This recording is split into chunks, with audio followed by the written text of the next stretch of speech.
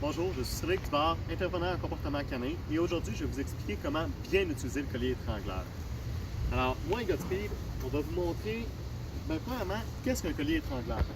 Alors, les colliers étrangleurs, on va les trouver sur différentes formes. On va avoir des colliers en chaîne classiques comme ça, qui vont juste être coulissantes et créer un étranglement au niveau du cou du chien.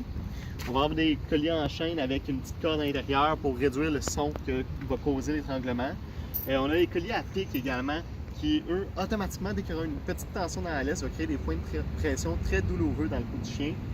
On a également les colliers de nylon comme ça, qui, eux, vont se resserrer très rapidement sur le cou du chien. Alors, c'est ceux vraiment les plus rapides au niveau de l'étranglement qui vont causer un étranglement très sec à ce moment-là. Il va y avoir les martingales qui, eux, vont avoir un arrêt au niveau de l'étranglement. Par contre, ça cause quand même un effet d'étranglement au niveau du chien dès qu'il y a une tension ou qu'il y a un coup qui va être donné sur la laisse. La fonction principale du collier étrangleur, à la base, c'est de causer soit un désagrément, une douleur ou un inconfort au niveau du cou du chien.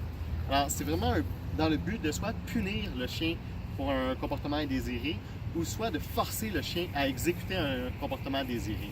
Alors, souvent, les colliers étrangleurs vont être utilisés en punition positive, ça veut dire qu'on va ajouter un désagrément. Par exemple, si je veux que Godspeed s'assoie, eh bien, je vais... là, c'est sûr que lui, il est bien éduqué, qu'on a bien travaillé avec lui, alors il s'assoit automatiquement.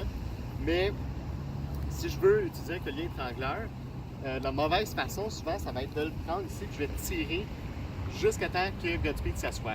Ça, c'est un renforcement négatif. Alors, je vais créer une pression sur le cou du chien qui va être désagréable jusqu'à temps qu'il s'assoie. Puis, une fois qu'il s'assoit, je vais relâcher la pression. Ça, c'est du renforcement négatif.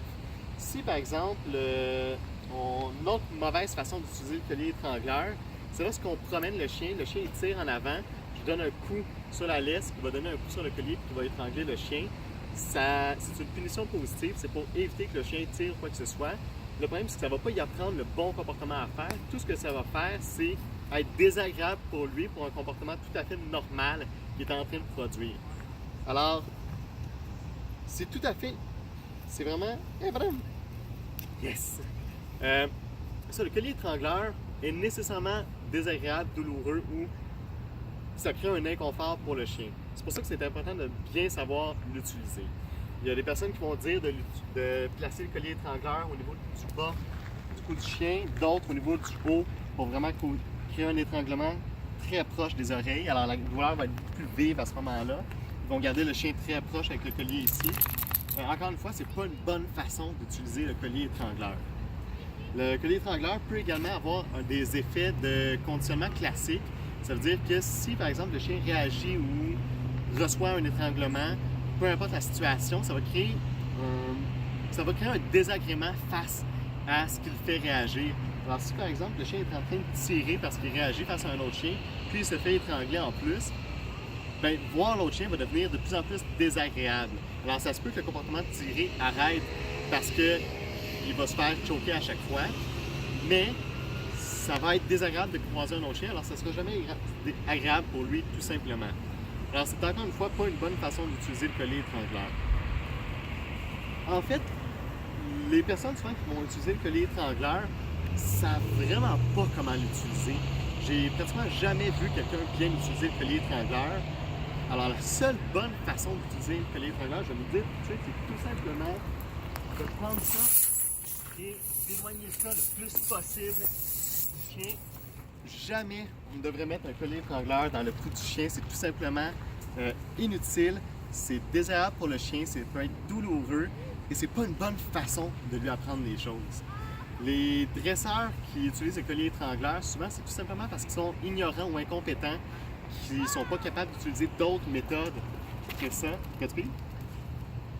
pour motiver le chien à écouter ce qu'ils veulent. Alors, au lieu de motiver le chien, au lieu de collaborer avec le chien, ils vont utiliser des méthodes aversives, des méthodes coercitives qui risquent de causer soit plus de désagréments pour le chien ou ça peut même causer des blessures également. Alors, jamais on ne devrait utiliser de collier étrangleur, de collier à pic, des chokes, même un collier régulier. Ça devrait uniquement servir à tenir une médaille. On devrait toujours attacher un chien par le harnais pour vraiment couvrir le corps au complet puis éviter toutes les tensions dans le cou qui sont juste désagréables et inutiles pour le chien. Alors, travaillez vraiment avec la motivation du chien travailler de façon agréable avec le chien, puis vous allez arriver à des comportements désirés très facilement, sans être désagréable pour votre chien, sans risquer sa santé. Hein, Gatsby? Yes! Good job, madame.